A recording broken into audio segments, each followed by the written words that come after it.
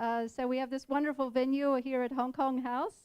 And I'd like to thank our sponsors who helped to make this show possible. That would be Invest Hong Kong, DLA Piper.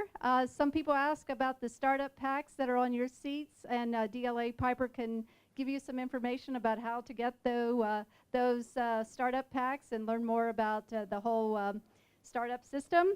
I'd also like to thank Innovise Start, who's supported by ANZ. Jana Matthews is here tonight representing them. And then we have our supporters, Forbes, the Hong Kong Australia Business Association, ANZA Technology Network, and Startup Asia. So my name is Rebecca Fannin. I'm otherwise known as the Silicon Dragon Lady.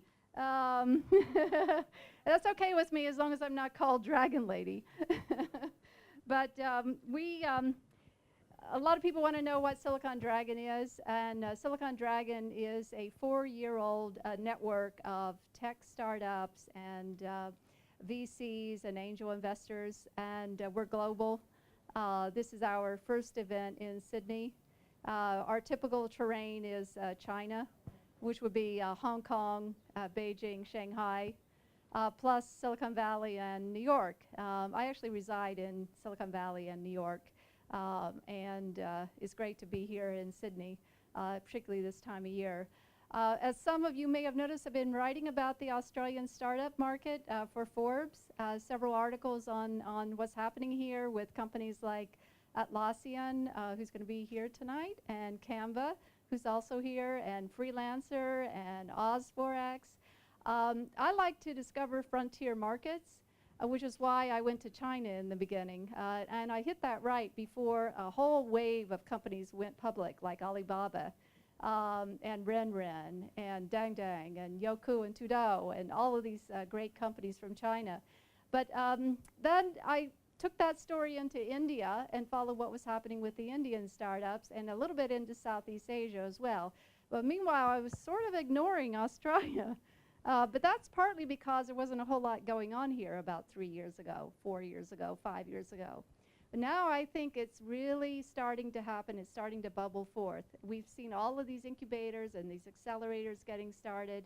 We've seen a resurge of venture capital funds, angel investor funds, which is great. We've got the lawyers, you've got the whole ecosystem is here. You've got all the ingredients of a great startup hub right here in Australia. And I think we're seeing some success stories now too.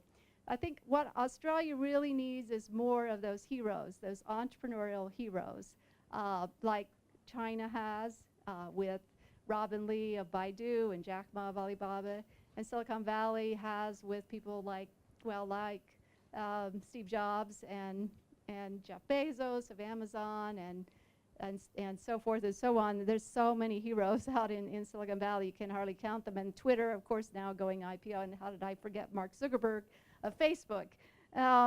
So now we're starting to see this happening in Australia. So that's the reason Silicon Dragon is here, because we're documenting this story. We're connecting the dots.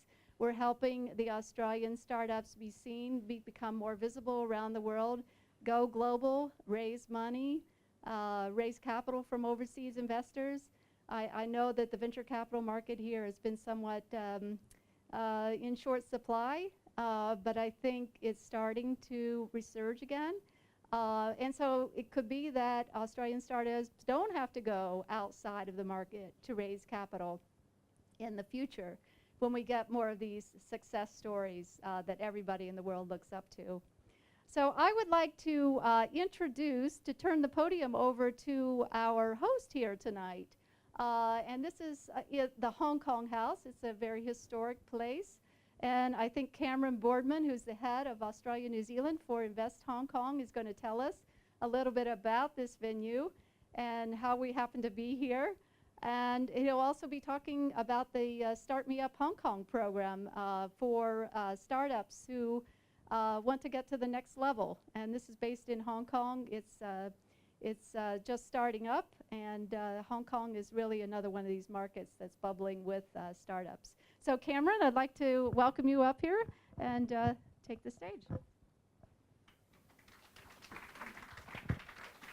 Thank you very much, Rebecca, and good evening, ladies and gentlemen, and welcome to Hong Kong House. This is the only Hong Kong house of its kind anywhere in the world. It's the only building that the Hong Kong government owns and has the 4 Hong Kong government agencies co-located, which some might suggest is not a good idea, but in Australia, of course, it does work. And this building, before the government acquired it in 1985, and everything in Hong Kong, very understated, very modest. They were looking for just some cheap downtown real estate. They ended up with this.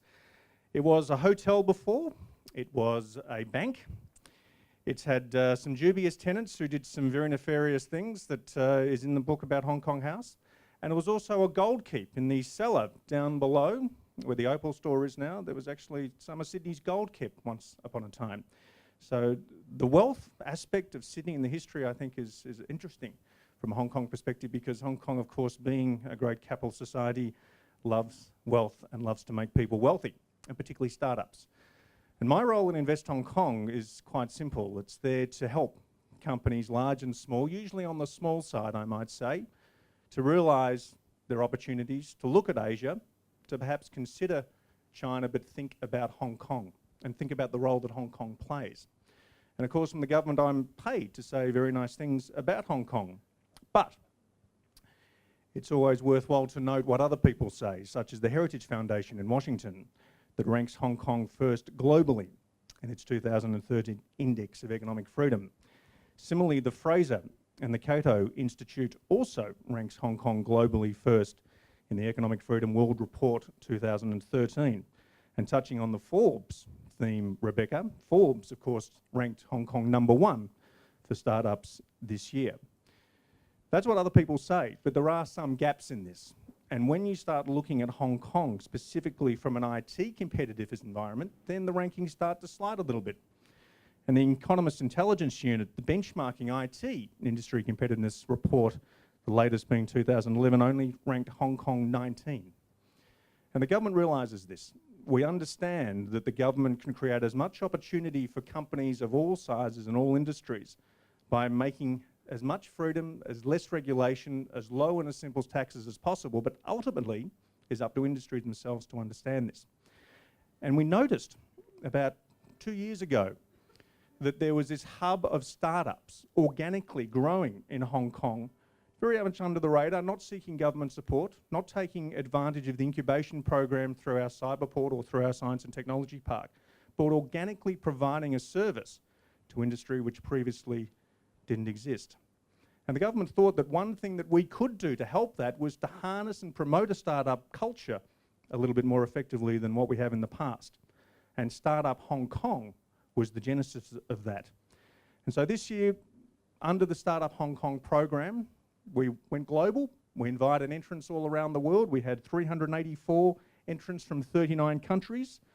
We whittled that down to 12 finalists, and sadly not one from Australia, but one from New Zealand, interestingly enough. So if there's ever a competitive element across the Tasman, perhaps for next year you can use that.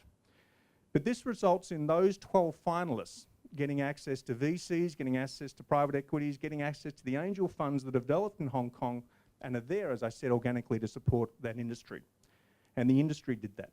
And that's one thing that Hong Kong ranks very highly for, is allowing industry to do what they do best without government getting in the way.